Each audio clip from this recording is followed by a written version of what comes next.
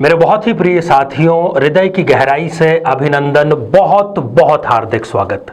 साथियों, क्या आपने कभी ऐसा सुना या ऐसा पढ़ा है कि पारिवारिक अदालत में तलाक के केस में कोई पत्नी अपने पति पर इस बात के लिए केस करे कि इन्होंने मुझे शादी से पहले ये वादा किया था कि मैं तुम्हारे लिए चांद और सितारे तोड़ करके लेकर के आऊंगा, और चूंकि अब ये अपना ये वादा पूरा नहीं कर पा रहे हैं, इसलिए मैं इन पर मुकदमा दायर कर रही हूं। आप सोचने लगे होंगे कि ये आचार्य जी किस प्रकार की विचित्र बातें कर रहे हैं। क्या चांद और सितारे ना तोड़ने के लिए किसी पर तलाक का मुकदमा किया जा सकता है? साथियों, इस पर मैं चर्चा करूंगा कि ये मैं क्यों इसका उल्लेख कर रहा हूं। हम इन दिनों चर्चा कर रहे हैं प्रत्येक लग्न के बारे में कि कब उस लग्न के जातक की जन्म पत्रिका में तलाक का योग बनता है, और खास तौर पर तब तो बनता ही है जब वो बिना कुंडली मिलाए विवाह के बंधन में बंध जाता है। इस पर हम चर्चा करेंगे और साथ ही जानेंगे कि क्या इससे बचने का कोई उपाय है। इस पर हम चर्चा करें इससे पहले एक बेहद जरूरी सूचना कि हम हमारे प्रत्येक एपिसोड के अंत में किसी न किसी जातक के प्रश्न का उत्तर देते हैं, और ये प्रश्न हमें प्राप्त होते हैं आप लोगों के ही द्वारा YouTube कमेंट के माध्यम से। और हाँ, अपना कमेंट लिखने से पहले आप #आचार्य चंद्रकांत इस शब्द का प्रयोग जरूर करें, और साथ ही बेहद आसान सा प्रश्न जो इस एपिसोड के अंत में आपसे पूछा जाएगा, उसका सही जवाब साथ में जरूर लिखें।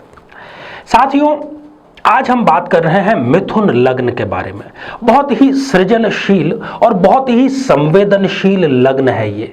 इसका जो जातक है वो किसी की भी बात पर बहुत आसानी से भरोसा कर लेता है, और क्रिएटिविटी उसकी बहुत जबरदस्त होती है। साथियों, मैंने अभी चर्चा की कि झूठे वादे, चाहे प्यार में, चाहे शादी के शुरुआती दिनों में जो पति पत्नी एक दूसरे से वादे करते हैं, मुझे नहीं लगता कि उसमें से कोई 5% वादे भी निभा पाता होगा।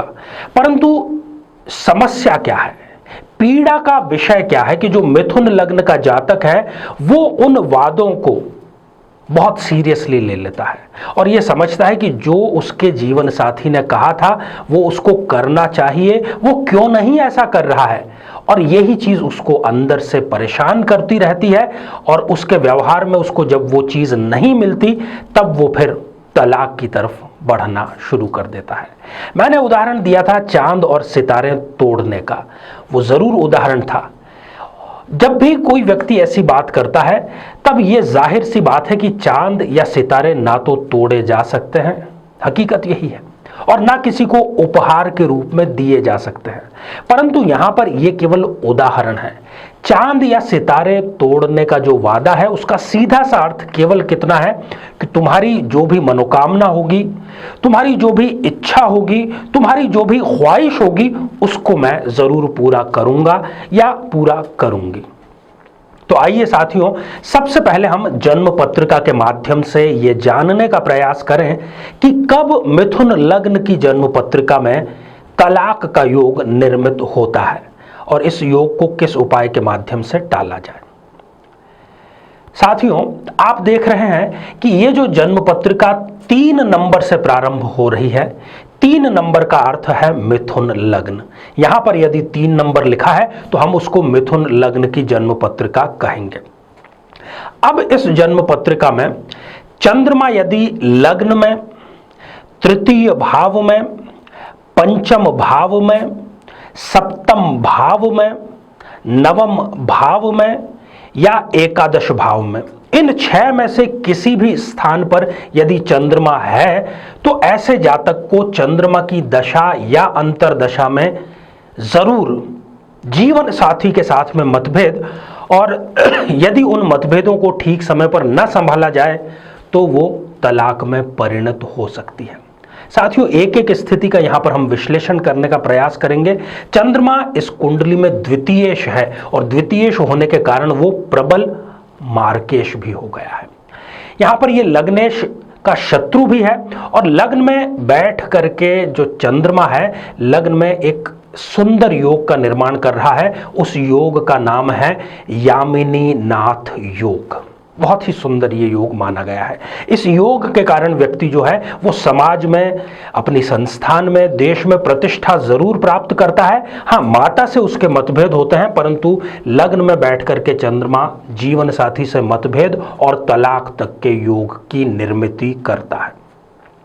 फिर हम बात करते हैं कि तृतीय भाव में जब भी मिथुन लग्न में चंद्रमा होगा, हम यहां पर देख रहे हैं कि चंद्रमा सिंह राशि में है। ऐसा व्यक्ति अति महत्वाकांक्षी होता है, पूरी दुनिया जीतने का साहस उसमें होता है और एक भरा पूरा परिवार उसके साथ में होता है।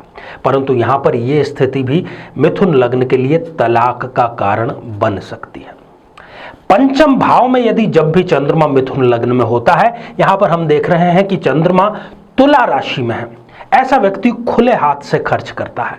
खर्च करते समय वो ये नहीं देखता कि उसकी पॉकेट उसको कितना खर्च करने का अलाउ कर रही है। ऐसा व्यक्ति एक अच्छा व्यापारी होता है और व्यापार के माध्यम से वो धन और संपदा अर्जित करता है। साथियों, सप्तम भाव की हमने चर्चा की थी। यदि सप्तम भाव में मिथुन लग्न में चंद्रमा है, ऐसा व्यक्ति बहुत ही विनम्र होता है, बहुत ही संवेदनशील होता है और यह भी देखा गया है कि उसको राजकीय अर्थात गवर्नमेंट सर्विस में उसको जरूर अच्छा पद प्राप्त होता है और यह स्थिति भी इस व्यक्ति को तलाक की तरफ ले जाने का कार्य करती है। साथियों, नवम भाव में जब भी चंद्रमा होगा मिथुन लग्न में, हम देख रहे हैं कि कुंभ राशि में वहां पर चंद्रमा है। ऐसा जो व्यक्ति है वो माता का प्रबल भक्त होता है और साथ ही स्पष्टवादी होता है और स्पष्टवादी होने के कारण ही उसको लोगों से दुश्मनी बहुत ही आसानी से हो जाती है और ये स्थिति भी उसको तलाक की तरफ ले जाने का कार्य करती है।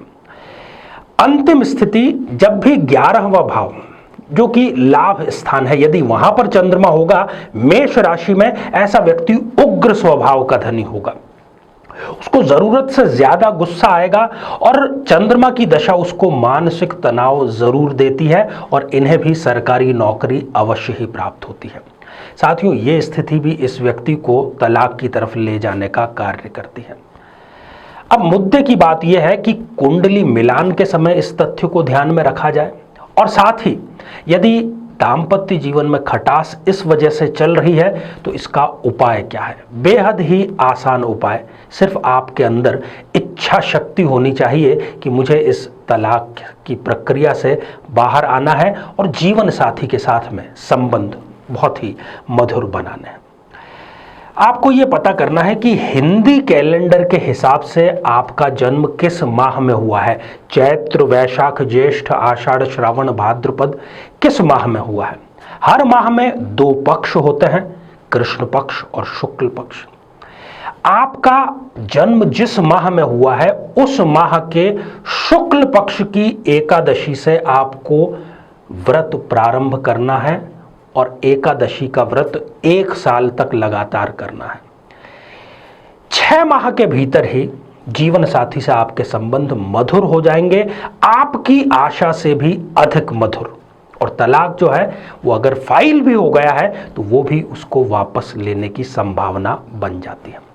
तो साथियों, आप इसका लाभ जरूर लीजिएगा। अब हम बढ़ते हैं आज के हमारे कमेंट के चरण की ओर। आज हमने कमेंट शामिल किया है प्रीति दांगी जी का, जो कि उन्होंने लिखा है रोहतक हरियाणा से। प्रीति जी, आपने जानना चाहा है कि क्या सरकारी नौकरी के योग हैं? बिल्कुल योग हैं। मैं तो आपको अग्रिम बधाई भी दे रहा हूं। हाँ, ये योग आपके और भी प्रबल हो रहे हैं जुलाई 2021 के बाद। आपको नियमित रूप से चंद्रमा को कच्चा दूध चढ़ाना चाहिए। ओम सोम सोमाय नमः का मंत्र नियमित रूप से जाप करना चाहिए। तो साथियों, ये था हमारा आज का आर्य सत्य। आशा है आपको ये जरूर पसंद आया होगा। अब आज का बेहद ही आसान सा प्रश्न मैं यहां पर पूछ रहा हूं। आज मिथुन लग्न की जन्म पत्रिका में लग्न में ही चंद्रमा के बैठे होने पर एक बहुत ही सुंदर योग की निर्मिति होती है। उस योग का नाम आपको लिख करके भेजना है। साथियों, ये श्रृंखला हमारी जारी है। आप इसको इसी प्रकार से स्नेह देते रहें। आप सभी स्वस्थ, समृद्ध और शांतिपूर्वक जीवन व्यतीत करें। नमस्कारम। जीवन में किसी समस्या का सामना कर रहे हैं, जैसे कि शादी में देरी होना, पति पत्नी में मनमुटाव या तलाक तक की नौबत आ जाना, संतान का प्राप्त न हो पाना, नौकरी या धन प्राप्ति में बाधा आना, जीवन के प्रत्येक क्षेत्र में किसी न किसी प्रकार की बाधा आना, तो आज ही अपनी जन्म पत्रिका का संपूर्ण विश्लेषण करवाएं और पाएं समस्या से सदैव के लिए मुक्ति।